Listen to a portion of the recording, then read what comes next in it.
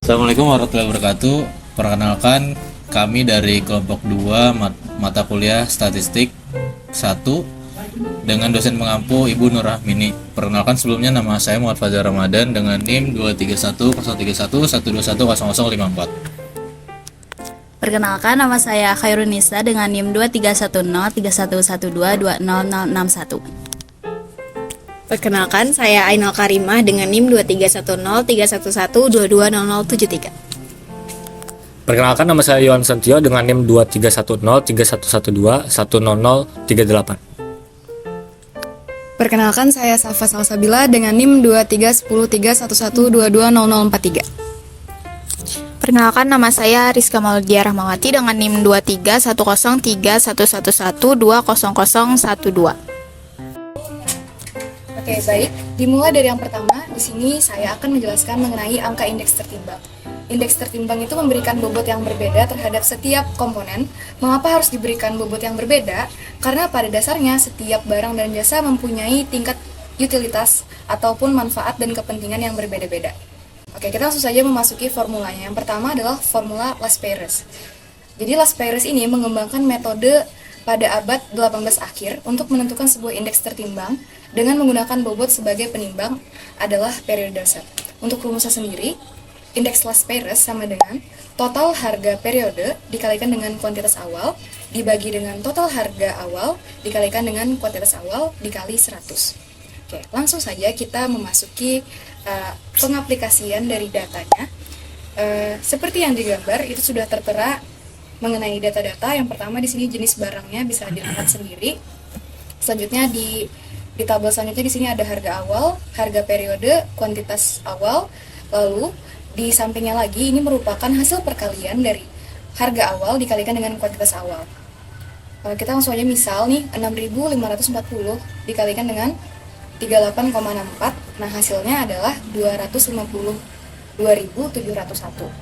Nah, begitupun selanjutnya di tabel selanjutnya itu adalah harga periode dikalikan dengan kuantitas awal, yaitu 6.540 dikalikan dengan 38,64, hasilnya adalah 301.484.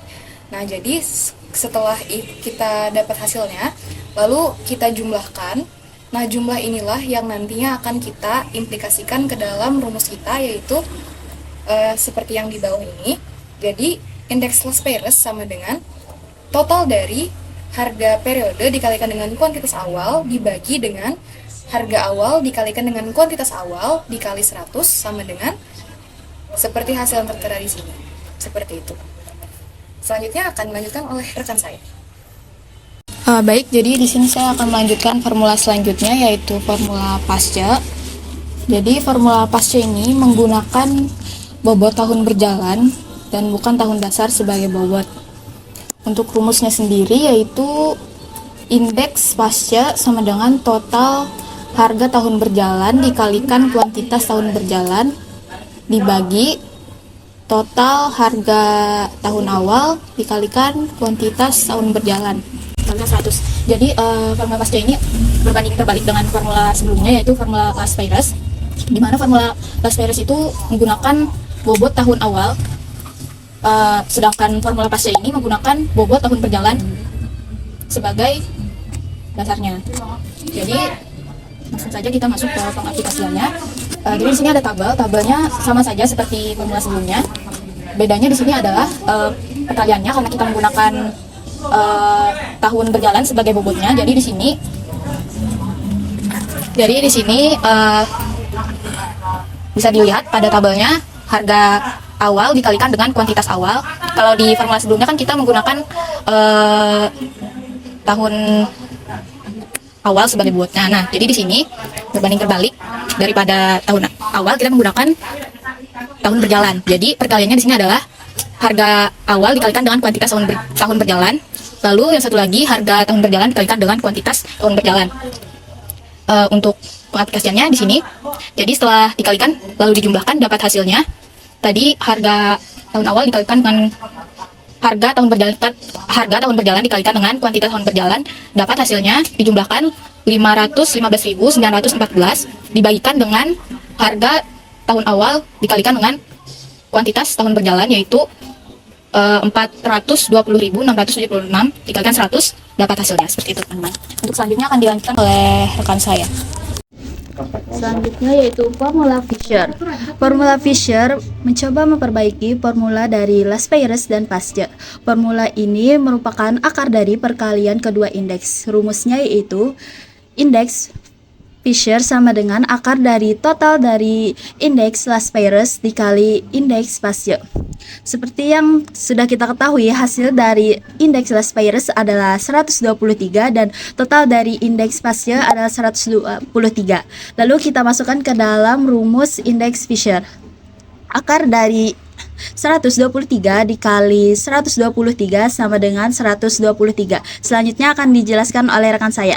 Cara ngetes keakuratan metode Laspeyres dan metode Pasteur yang tadi. Yang keempat ini yaitu formula Drobisch, itu bakalan menghitungnya dengan cara ditambah dan dibagi dua, yaitu dengan rumus indeks Drobisch sama dengan IL ditambah IP, yaitu indeks Laspeyres, dan ditambah dengan indeks Pasteur dibagi dengan dua.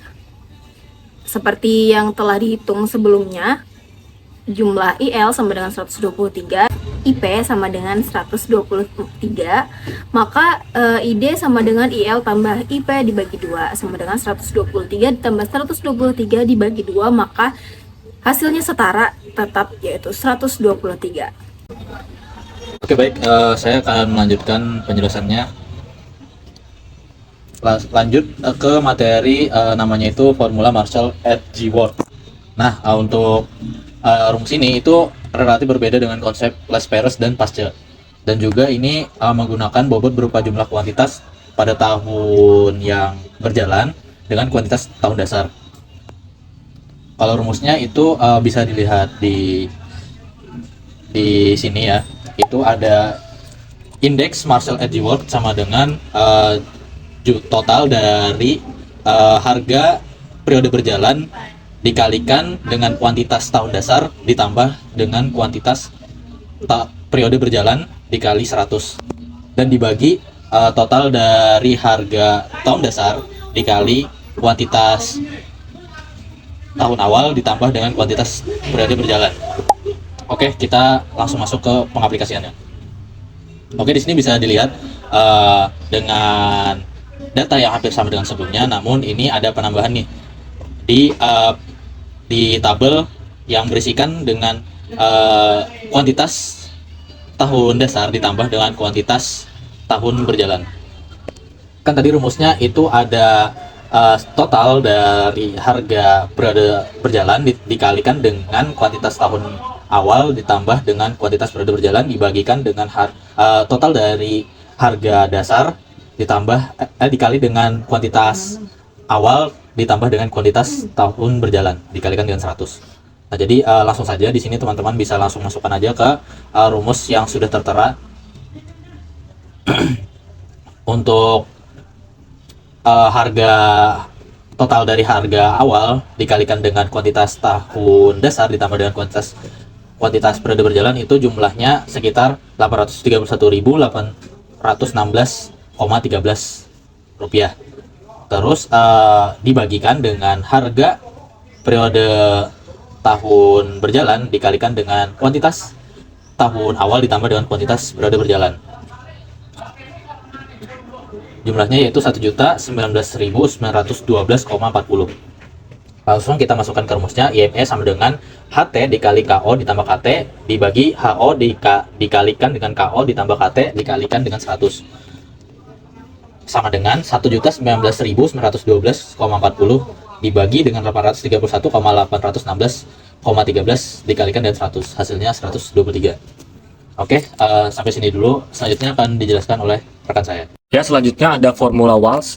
Ini menggunakan pembobot berupa akar dari perkalian kuantitas tahun berjalan dengan kuantitas tahun dasar dengan rumus IW sama dengan sigma HT atau total HT diakarkan dengan kuantitas awal dikalikan dengan kuantitas tahun berjalan, kemudian dibagi dengan total harga awal, kemudian dikalikan dengan akar